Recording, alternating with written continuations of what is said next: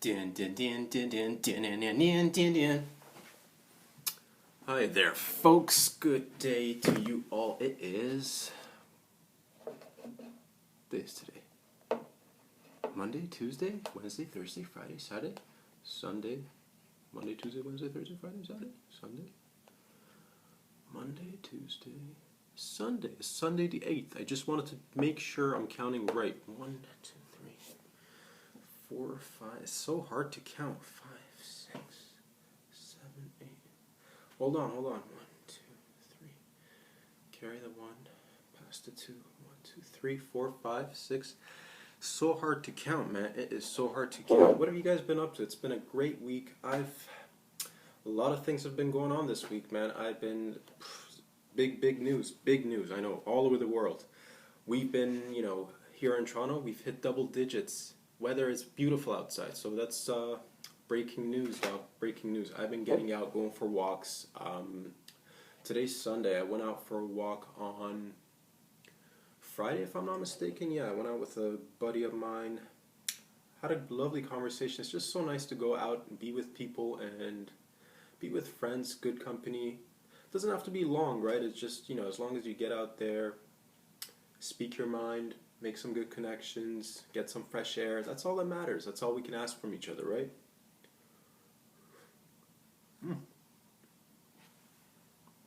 This coffee is super hot. I'm just going to let it rest.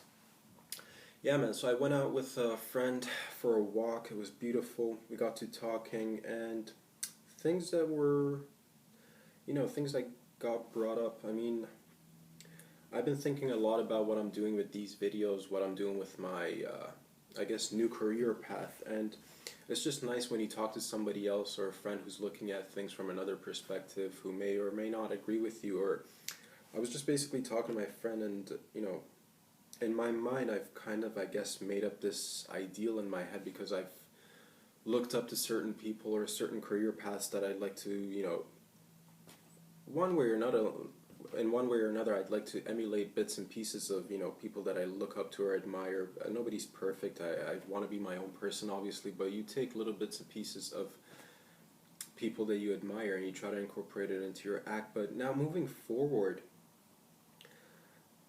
and everything's, changed in the past 7-8 months. Everything's constantly changing right now. I don't know if I'll ever, I don't want to be putting ideas in my head that I might not be able to pursue later on, because, it's 7-8 months has gone by. Comedy clubs in Toronto are, yucks on Richmond Street, if I'm not mistaken. I was reading an article. They're getting turned into a condo. A lot of businesses are suffering. A lot of businesses are shutting down. So I don't know if I even want to put that extra pressure on my head right now, or on my mind right now, that I'll be waiting around for when things, go back to normal, I guess. And will I even get a chance to go up and find a place to get 5 minutes of my whole... Let me just retrace my steps and my thoughts. My whole point that I was trying to make is that, before... we can always talk about social media, we can always talk about the benefits and the downsides, but before Facebook, before Instagram and all these tools came around, people needed to go on to find those little hot spots in their city to, maybe if they were lucky, get 5 minutes to go on stage. If they were good, they'd get another chance to probably come and perform again and again until they, made a name for themselves. Well, things are changing, things are shifting, and it seems like, as much as I like to support local businesses, as much as I love restaurants, bars, pubs, comedy clubs, is that whole model shifting where I guess these guys were kind of like the gatekeepers, right, for newbies like myself or anybody, or even veterans. These industries, these platforms that were, thriving before, these were the gatekeepers. So you had to go out, make great connections, obviously have a good act and all that stuff. But now that this system's kind of been dismantled, I'm just wondering, should I even put that thought in my mind? Should I be waiting for that 5-minute opportunity? Whereas now I get to just sit down, speak my mind, make my jokes, make my comments regarding anything. Really, I can talk to you guys about anything, and that's the beauty of it. It's a new form of, it's definitely podcasting. That's what it's turning into. And I'm just wondering, should I just be focusing on this? And a big feeling in my gut and my mind is just saying, yes, just focus on this. Keep making these podcasts, the little formats, 5, 10 minutes, 20 minutes, whatever I can do. That's all I can give at this moment. Why would I stress myself out for something that I, may or may not get a chance to do later on? Who knows? Once things do open up, don't get me wrong, I'll definitely be going out there, or I'll definitely be trying to get spots and trying different things. But right now, I feel like over the past 2, 3, I don't know, I think I started this on August 22nd, and it's been 2, 3 months that I'm getting more comfortable getting in front of camera, speaking with people. It almost feels natural to me, so I can definitely take this and apply it in a different setting. But why am I worried about that setting that's non-existent where I've already got this? And you guys, whoever's tuning in, I again want to say thank you guys. I really appreciate the time that you put in to come check out these videos, and again, being a part of my journey and letting me be a part of yours. But enough of that mushy-gushy stuff, man. The other day I was just walking down the street, and these two kids, probably, I'm going to say below 10 years of age. One was slightly taller than the other one. The taller one was carrying a stick, and I was just walking down the street, got my headphones on, listening to my tunes as per usual.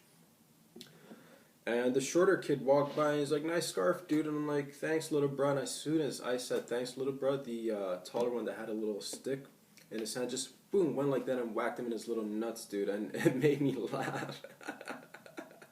Made me laugh so hard, because I remember being like, I don't know, around that age, 9, 10, 11, whatever they were. And being kids like that, dude, did you guys ever do that on the playground when you're playing and you just go sack somebody and then... I don't know why we do it. That's the thing. Where do we even learn these things? It's like you're 7, 8, 9, 10, whatever. If you're a dude, I don't know. I definitely got hit in the nuts a few times. I definitely hit a bunch of people in the nuts when I was a kid. So what is it about kids and wanting to, I guess, playfully hurt each other a little bit? But it just, he laughed at it, and they both laughed, and it made me laugh, and it just brought back memories, man. Good times. Good times getting... one time we were just playing... That's the thing. You don't even have to be a dude to actually partake. Because I remember one time we were playing soccer. I think this was maybe grade 5 or something. And I was just, standing on the field, playing my position. I played midfield. And I didn't have the ball at the moment. I was just standing still, looking around and stuff. But I remember this one girl, ran up to me. And she, legit kicked me in my nuts, dude. And... I fell to the ground just in pain. I remember back then, I'm just and I didn't understand it back then, but later on this was, revealed to me that if some girls, punching you in the arm or giving you a little kick in the nuts, apparently that means they like you. So that was a little small win. I got a little hurt, obviously, mentally, emotionally. I'm like, what the hell just happened? We're just playing soccer. Why is this girl, kicking me in my nuts? But apparently it's a form of endearment. I don't know, but... Made me laugh, man. Made me laugh, and good times. What else? Breaking news. Obviously, elections month. That's been huge. It's been on everybody's minds. Biden versus Trump, man. Honestly, if you asked me 2 weeks ago, with everything going on, and again, I don't have a race in this. I don't have a dog in this race. I'm not, I wasn't a fan of Trump. I wasn't a fan of Biden. But if you asked me 2 weeks ago, I thought with, everything, the way it's being portrayed on the media, the way I've spoken with some family members down in the U.S., just the overall climate, it seemed like everything was pretty close. But I thought, again, if you asked me 2 weeks ago, I thought Trump would have taken the lead and would have taken the second term. Now, Biden's been declared, I guess, the winner, or... That's the thing, I'm a little confused, to be honest with you. Here I'm watching from Toronto, and right before the elections went down, I saw, Trump doing his rallies, really energetically. Didn't hear too much of Biden or Kamala Harris doing their thing, but I get, I don't know, this is what I want to say. What I saw, what was portrayed to me on the media, and this is, again, I'm going through the different channels, right, trying to get somewhat of a sense of what's happening on the ground, because I'm not there personally. I want to know what's going on with people's personal psyches, with people's collective psyches. What's America feeling like? Because to me, America's America's like that older, bigger cousin or that older, bigger brother, and we're just like, you know, we're or whatever. We're pretty close, right? Canada and the U.S. are pretty, excuse me, we're pretty close. So your politics impact us, and vice versa, right? And especially nowadays, everything's more global, right? It has further impacts than just your little city or your little town. Everything ripples out into larger society. So everybody's been watching closely. I thought Trump's going to get a second term. I don't know what's happening. It's been declared that Biden's the winner. I'm always, you know, I always want to, I think most of us want to find a little bit of truth, want to find a little bit of sanity in the midst of all the madness.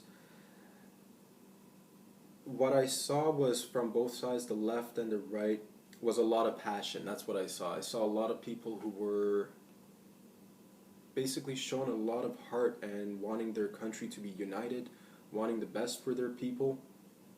I think a lot of people are just, you know, angry and upset and are hurt about, you know, COVID, loss of jobs, you know, family members getting sick, not being able to move about as freely as you'd like, not being able to, you know, have control over your income.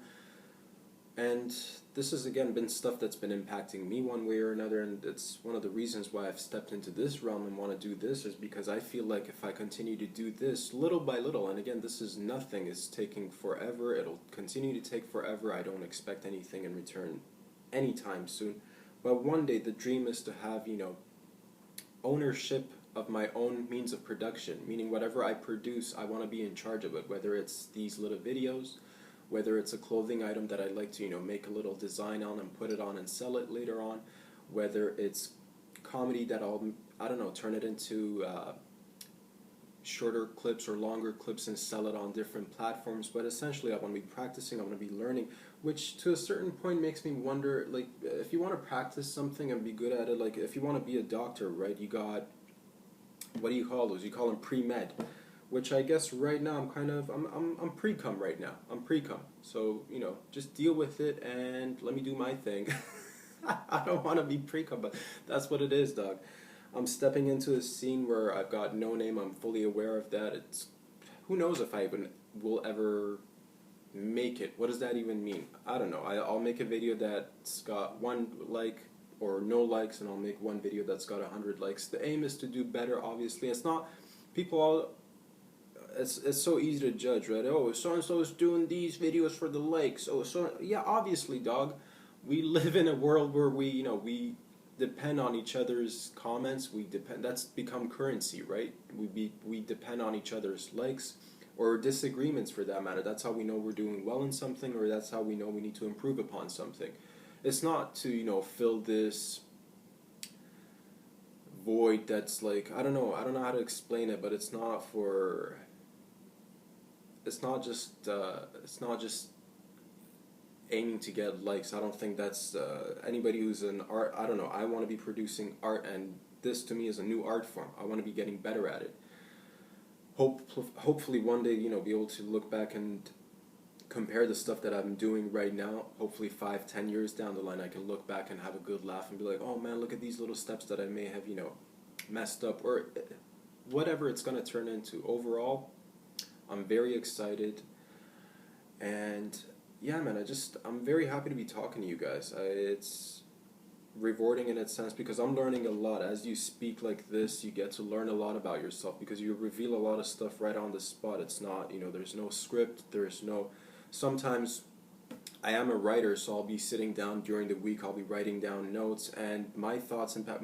The reason why I've been writing for the past almost 10 years now, it's mostly I keep a personal journal of the things that are going on in my life, but some of the stuff, it'll just, you know, branch off and I'll start writing jokes about something, or I'll fixate on a word, and it'll all just, you know, come together. So sometimes there's definitely thoughts behind some of the stuff that I want to talk about. Some of the stuff is just, you know, random, right up on the spot, and this is something that's really beautiful because right now in an age of, you know, censorship, changing gatekeepers, it's really important for all of us, for every voice to get out there and, you know, speak our minds, because how else are we going to, you know, evolve and learn if we don't allow each other to speak, to make mistakes, to be able to Like, that's the thing, looking at this whole election, looking at this whole COVID situation, looking at everything globally right now, I think this is a great time for all of us to come together and accept that we're not perfect, either as individuals or as collectively. Now, some places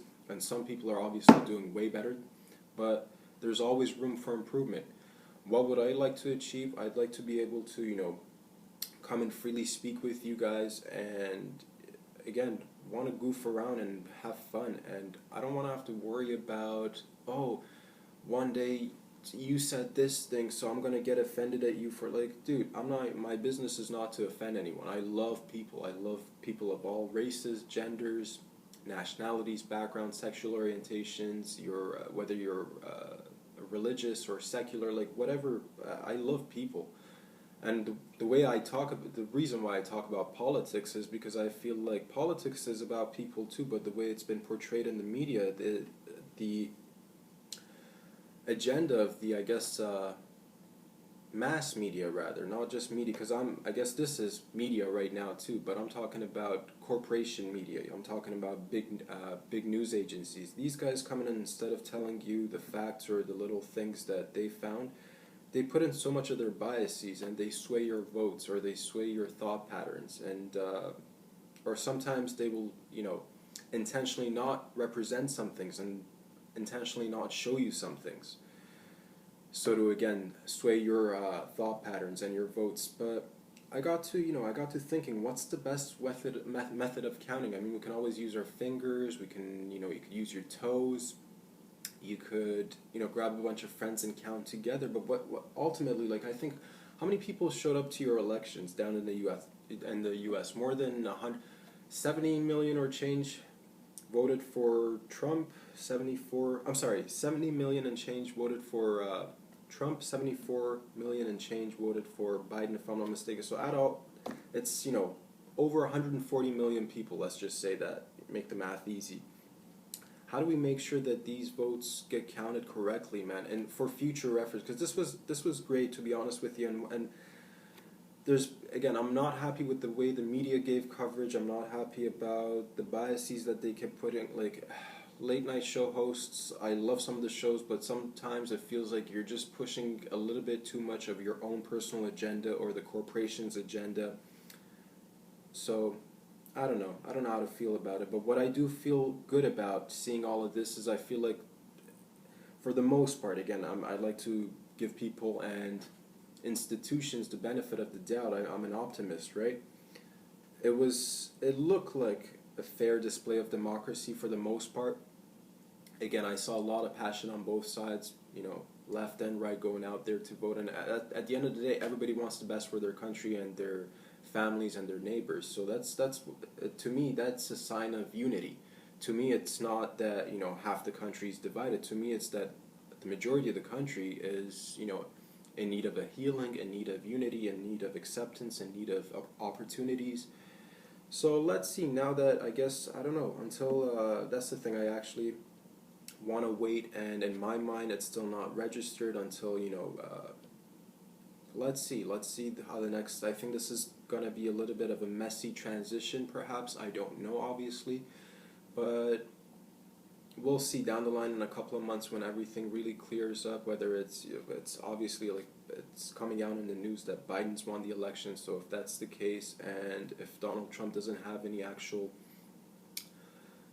legitimate points to take to the higher courts, then it'll be that way. But if he's got legitimate concern, and the judges are going to be looking at those concerns, if there are any, and if not, we can just transition smoothly. But nonetheless, my whole point, even before this, like, no matter who wins, no matter who won, whether it was Biden, whether it was Trump, at the end of the day, a lot of the responsibility of what's going to be happening on our lives, again, it just it depends on us. It falls back on our shoulders. We're not going to be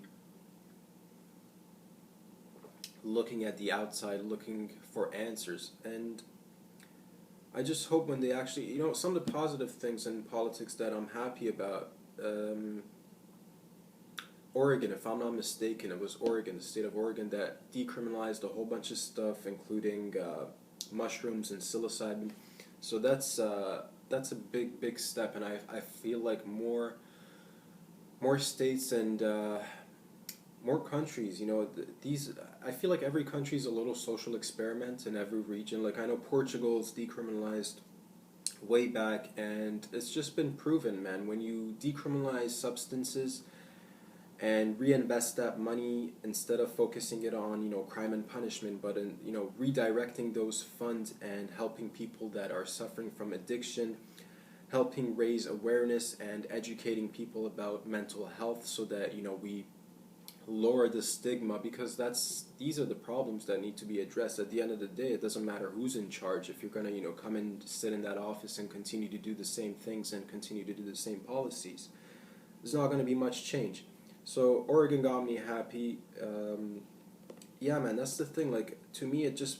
But when we talk about decriminalization, I want us to go a step further. I don't want it to be just decriminalized and given to, monopolized for big corporations with money. Because right now, in Canada, in Toronto, like, weed's decriminalized, right? You can go to your dispensaries, you can, buy pre-rolls, you can buy all sorts of things. You can buy edibles, it's lovely. You get to do that and you get to practice that. It's a step forward, but I don't think it's fully transitioned to fully having substances decriminalized. Let's just focus on weed for a second. In my mind, if we're talking about real decriminalization, I think it should be that, okay, we should open up a free market where individuals like myself, if I'm a consumer and I happen to like weed, if I wanted to, I should be able to technically grow a certain amount and provide it for my fellow responsible adults.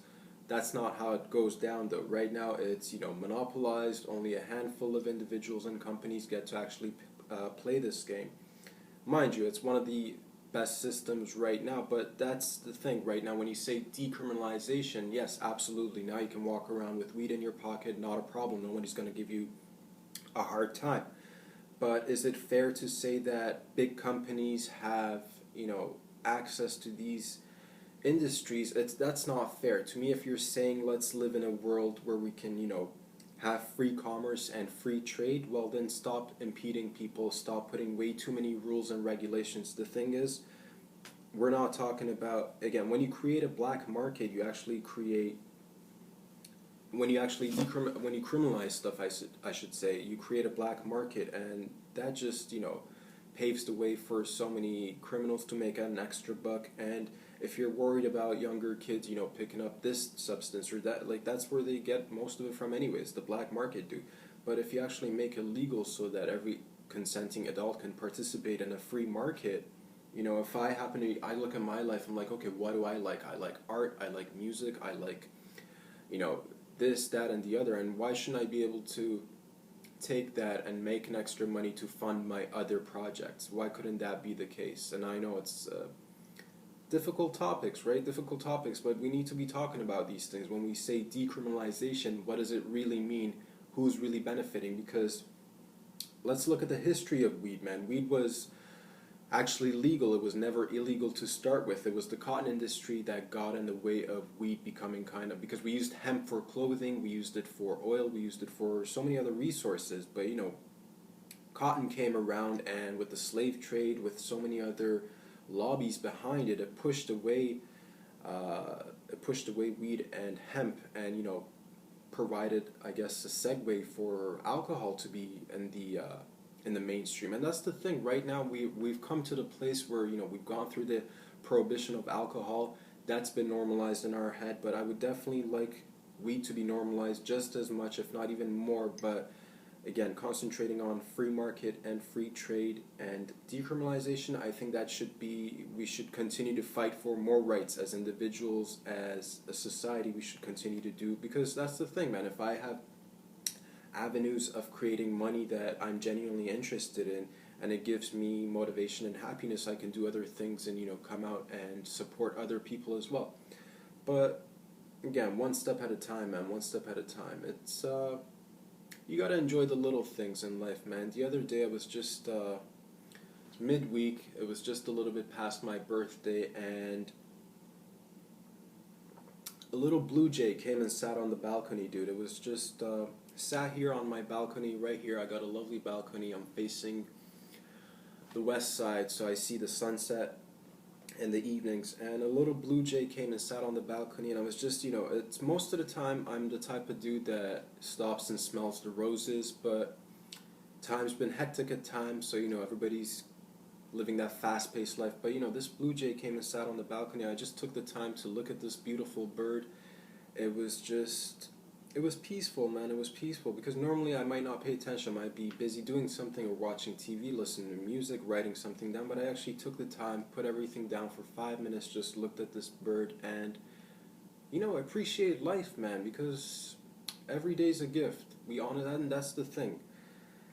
Every day's a gift. You need to be appreciating the little things, and that's what I did. I'm like, what's this bird trying to tell me? Is there a symbolic meaning behind the beauty of this bird? And I started reading into blue jays, and you can look it up for yourself, and it's just different stuff. Stop and smell the roses. If you're walking down the street, you see something that you like, stop, pay attention, whether it's a painting in an art store, whether it's or you smell something really delicious cooking up, man. If somebody's walking, if you're walking down the street, you smell something, you're like, what is that? Is that a fish taco? Is that a hamburger?